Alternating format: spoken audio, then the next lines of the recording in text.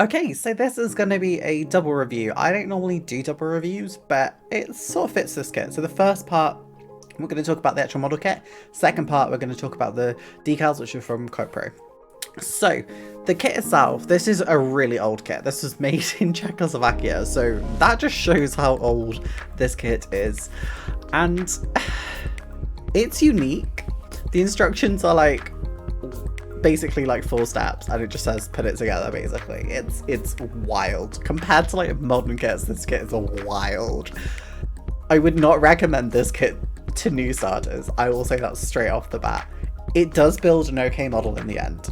It is okay, and we'll talk about the reasons why, I guess, in a bit.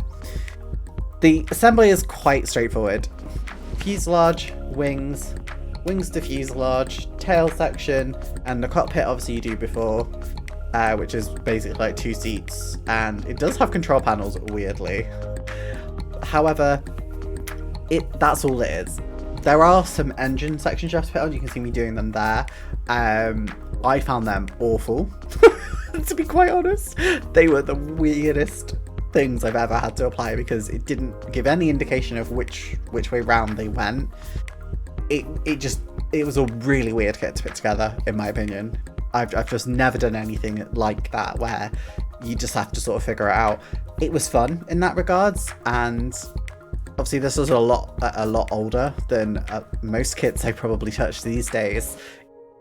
Even compared to old Airfix molds, it's very crooked and rugged and basic, really. Basic's the words I'm going with. And I don't think that's uncommon for a lot of Eastern kits. I think we all know that, like, a lot of Eastern kits or Eastern European kits back in the day were not as good as their Western counterparts. Some were brilliant and some were of really unique subjects. This is an example of where if this company hadn't produced this, we probably wouldn't have had one in the West for a lot longer of a period of time. But given the availability of the kits from Edward at this point, I'm not convinced that this kit is worth it. I got this kit for £6, all in. And I'd already got Decals to make a kit of it, so it made commercial sense for me. I really knew that I wanted to build an L-39. I knew I wanted to do it in the Breitling display team, so it made sense to me. In hindsight, I would have bought a different kit. I'll be really honest with you. I do not think this kit is worth the time you spend on it. It does build a nice model in the end, but it's so basic that I just feel you could have got a better result using almost any other L-39 kit you can find out there. But again, it's really cheap and cheerful. For me, this was a nice model to stream. It was fun petting on the Decals on stream, but overall, it's just not great. Also, the landing gear is the most basic I have ever seen. You'll see it in the photos at the end. It's just wild. This kit just... Oh man, this kit is just something else. In terms of paint, I used Humbrol and I used Gloss 14. This was provided on the Kopro, or is it Kopro or Kopro instructions? It is Kopro. I've got a little thing here with it. But yeah, it's provided on the instructions what colour to use. And their instructions are quite good. This is just one page of it though. But yeah, they're pretty well put together, I'll be really honest with you. Quite easy to follow. I feel that some parts of it are backwards, which you do find sometimes with decals. In the silk printing process. I think it's silk printing. But in the process, they flip, and sometimes instructions are written based on the original rather than the print, and so you get things backwards. I had 2 disasters during this. At one point, the Breitling writing on the right-hand side of the fuselage got stuck to my hand. I managed to salvage it. I also managed to have, when I was varnishing it, one of the Breitling pieces just sort of fizzed up into nothingness, and I scraped it off and I repainted it on. In the end, I think it looks fine. It definitely is obvious that I painted it, but it's fine. So there's that. Overall, the decals are extremely high quality. I can't fault them. It is user error. I am still learning this. As my website says, I am an average modeler. I don't make any secret of that. I'm not trying to pretend I'm some professional model maker. I'm not. I am an average model maker. And for that reason, I made a few mistakes. I had a few decals that were broken, but they felt quite durable, to be honest. Even though that you'll see a few breaks in this, that's because of me. It's not because of the decals, and I'm big enough and mature enough to know that that is the problem. It's me. So yeah, you know, shit happens. We get over it, don't we? So I had to use sort of tweezers to sort of put everything together, and there is one section on this side that just doesn't have a line on it, and I went against the decision to paint a line in because I was that scared of ruining it that I thought, no, I will leave it, it will look fine. And as it happens, that is the side where I also had to paint on the L, so L for Lima, in the Breitling lettering.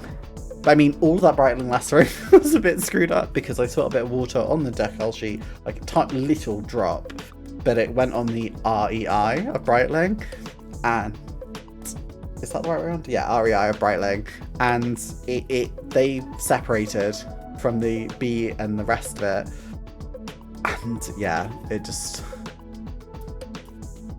yeah, what can I say? I screwed it up, but you know what? I think the end result looks good. I love the tail section. I think that looks magical. I ended up going with number 1 purely because I racked some of the other parts when I was cutting them out. And that's absolutely fine. I went with number 1. I didn't really care which one I had.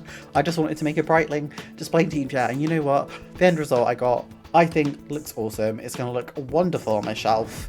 And it just looks great. I really enjoyed it. These wing section parts I did also find seemed like they were the wrong way around because they were too long for a start, so I don't know if that's because it was based on the Edward kit rather than this kit, so I had to cut them off, and then I used a brush to paint them on with this paint, which is Revell Aquacolor number 12. It's the exact shade pretty much. So yeah, I sort of had to cut that part down. They also didn't seem to go straight, and I feel like it's just the angles wrong, so almost like they were designed for this part, and then when they were printed and reversed, they were the wrong way around. That's how it felt. Whether or not that's true, I don't know. Ultimately, didn't really matter. I did also manage to scrape a little bit off on the wing by accident, and again, it's just one of those things that happens sometimes. I'm not overly fussed about it. Painted it over. To be honest, you can tell, but not like horrifically. It looks fine. So again, I'm not too fussed. I'm not too fussed. It looked great in the end, you know, and that's the wonderful thing about model making, is you learn these things all the way through. And I am someone who is developing the model making skills, and I feel like I did a good job with that in the end. Would I recommend the decals or decals? Absolutely. Like, if you want a Breitling shirt, go for these. These are amazing. I've always been impressed with Kopro's work. I've used another set of decals before, which I won't go into because I bought them again now that I've moved to try and remake that model, but it's probably going to be a bit off. It's quite low down the list. But yeah, they're always good quality. I genuinely like them as a manufacturer. I think they make really, really wonderful little decal sets, and they don't cost very much. I mean, they're normally quite easily available on eBay as well. So you can see I'm finishing up here. I did a little bit off screen as well in order to sort of finish off the model kit, and I guess here you can just see the model finished. So enjoy. Catch you next time.